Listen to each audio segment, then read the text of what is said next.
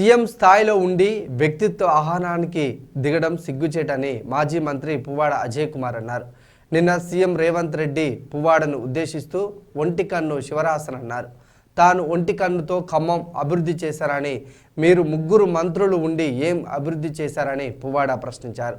అనేక హామీలు ఇచ్చి ప్రజలను మోసం చేయడం తప్పు అని కాంగ్రెస్కు ఆయన ప్రశ్నించారు. ఈ సందర్భంగా పువ్వాడ మీడియాతో మాట్లాడారు. సూర్యాపేట పోతే జగదీశ్వర్ రెడ్డి గారిని హైట్ గురించి మాట్లాడతారు.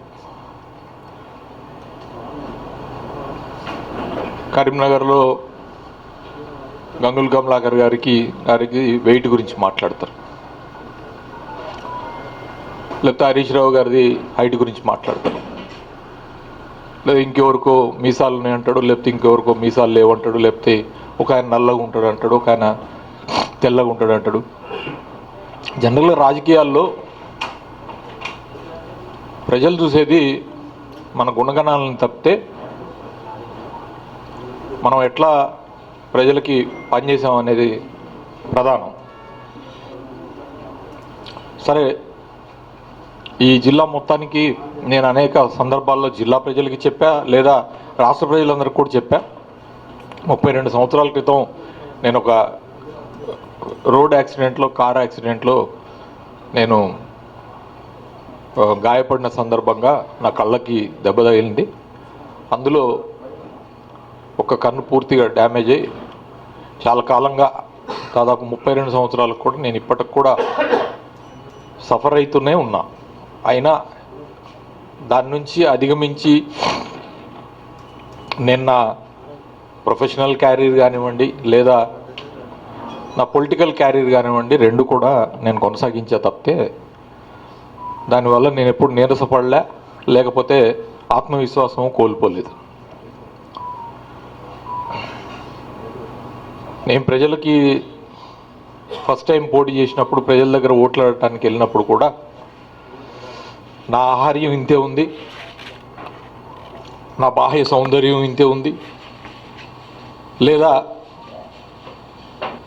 నేను ఒక కన్నుతో పనిచేసి చేసిన అభివృద్ధి, మీరు ముగ్గురు మంత్రులు ఉండి 3x2 అంటే 6 కళ్ళతోనే నేను చేసిన దాంట్లో కనీసం 10వ వంతన్న మీరు చేశారా అని నేను అడుగుతా ఉన్నా, ఛాలెంజ్ చేస్తా ఉన్నా. అటు ఇటు మారి ఇదంతా నేనే చేసిన అని చెప్పుకునే అలవాటు నాకు లేదు. కానీ ఉన్న 5 ఏళ్ళు మంత్రిగా ఉన్నప్పుడు నాకున్న ఇదే లిమిటేషన్స్తోని ఈరోజు సీతారామ ప్రాజెక్టు 3 పంపు హౌజులు ఏవైతే పనిచేస్తున్నాయో ఆ 3 పంప్ హౌజుల దగ్గరికి 30 సార్లు వెళ్ళి పర్యవేక్షించా.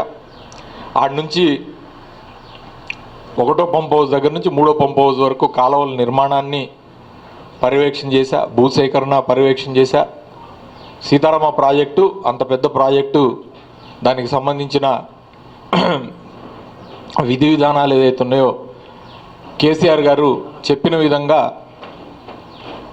ఇరిగేషన్ అధికారులతో సమన్వయం చేసుకొని ఇవాళ పనిచేశాం. నాకేమీ శశభిషలు లేవు. అర్ధరాత్రి అయినా అపరాత్రి అయినా లేదా ఒళ్ళు దాచుకోకుండా పనిచేసి ప్రజల కోసం కష్టపడ్డా, పార్టీ కోసం కూడా అంతే కష్టపడ్డా. వ్యక్తిగతంగా మీరు విమర్శలు చేస్తే మేము డసిపోతామని చెప్పి మీరు అనుకుంటున్నారు. వ్యక్తిగత విమర్శల వల్ల కొద్దిసేపు మనసు చివుకుమంటది, కానీ దాన్ని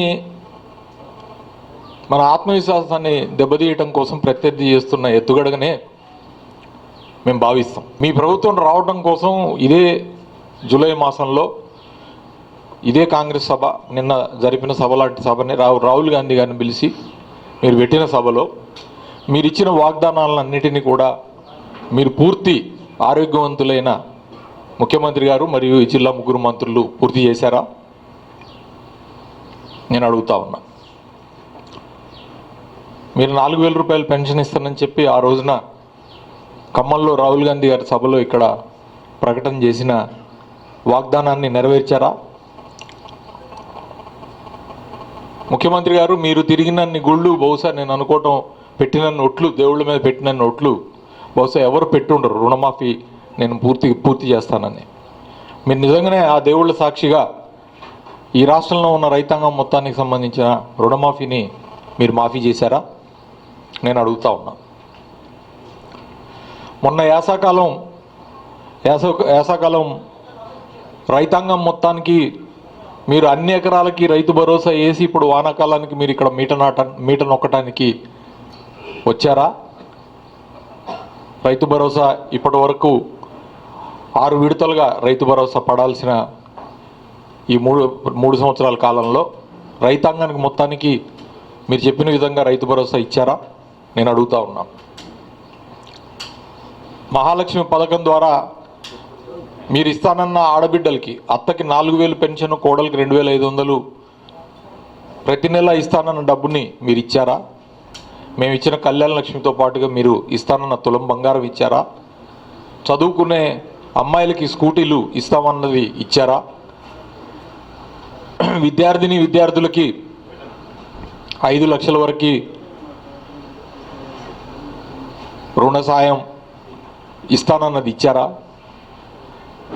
ఎస్సీలకి దళిత బంధు, ఇదేం దళిత బంధు, మేము 12 లక్షలు ఇస్తానన్నాం, ఇచ్చారా? కౌలు రైతులకి రైతు భరోసా ఇచ్చారా?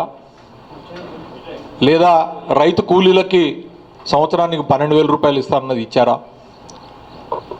మరి ఇవన్నీ ఇవ్వకపోవటానికి కాంగ్రెస్ ప్రభుత్వానికి ఏ అంగవైకల్యం అడ్డొచ్చింది అని చెప్పి నేను అడుగుతాను. ఆ రోజున మీరు గ్యారంటీ కార్డులు రాసి మీరు స్టాంప్ పేపర్ల మీద సంతకాలు పెట్టడానికి వచ్చిన చేతులు ఇవాళ ఎందుకు రావటం లేదు? ఏమయ్యే చేతులు పడిపోయినాయా అని నేను అడుగుతాను. జిల్లాలో నిన్న వచ్చి మీరు పేలిన అవాకులు చెవాకులు కేసీఆర్ గారి మీద కానీ, హరీష్ రావు గారి మీద కానీ, కేటీఆర్ గారి మీద కానీ, మీరు చెప్పిన పిట్ట కథలు, లేకపోతే నా మీద చేసిన వ్యక్తిగత దూషణలు, వాటిని మీ విజ్ఞతకే వదిలేస్తున్నా. ఎందుకంటే ఒక వ్యక్తి ఒక పతాక స్థాయికి చేరిన తర్వాత చాలా విఘ్నతతో ప్రవర్తించాల్సిన అవసరం ఉంటుంది. అది ముఖ్యమంత్రి స్థాయి అంటే అది చాలా పతాక స్థాయి. చాలామందికి అది అందని ద్రాక్ష రాజకీయాల్లో కూడా నాయకులకి. అలాంటిది మీరు ముఖ్యమంత్రిగా మీరే చెప్తున్నారు చాలా కింద స్థాయి నుంచి జెడ్పీటీసీ స్థాయి నుంచి నేను ముఖ్యమంత్రి అయ్యానా. మరి జెడ్పీటీ స్థాయి నుంచి మీరు ముఖ్యమంత్రిగా అయిన సందర్భంలో మీరు ఆ ఉన్నత స్థితిలో ఉండి మీరు ప్రవర్తించాల్సిన లేదా మాట్లాడాల్సిన తీరు ప్రకారంగా మాట్లాడుతున్నారా? ఈ బాడీ షేమింగ్ అనేది మీరు ఇంకా నిరంతరం చేసుకుంటూ పోతూనే ఉంటే ప్రజలు హర్షిస్తారా? ప్రతిపక్షంలో ఉన్నప్పుడు మేము అధికార పక్షంలో ఉన్న నాయకుల మీద మీరు పర్సనల్గా వ్యక్తిగతంగా మీరు బాడీ షేమింగ్ చేస్తే కొంతమంది ఆనందపడి ఉండొచ్చు కానీ ఇవాళ ప్రజలు చూసేది ఈ చిల్లర మాటల కోసం కాదు. ప్రజలు చూసేది మీరు ఇస్తామన్న వాగ్దానాలని ఎప్పుడు